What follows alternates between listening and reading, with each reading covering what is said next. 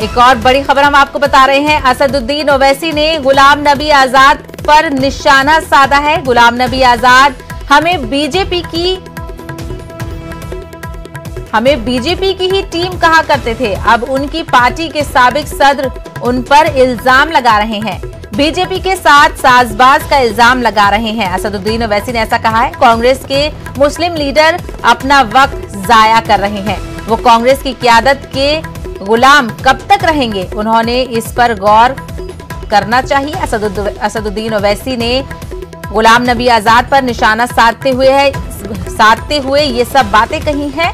तो आपको बता दें, कांग्रेस के दरमियान जो खींचतान जारी है, अब उसमें AIMIM के लीडर असदुद्दीन ओवैसी ने भी निशाना साधा है। उन्होंने गुलाम नबी आजाद को कहा है कि वो हमें बीजेपी की टीम कहा करते थे और अब उनकी ही पार्टी उन पर इल्जाम लगा रही है कि वो बीजेपी के साथ है।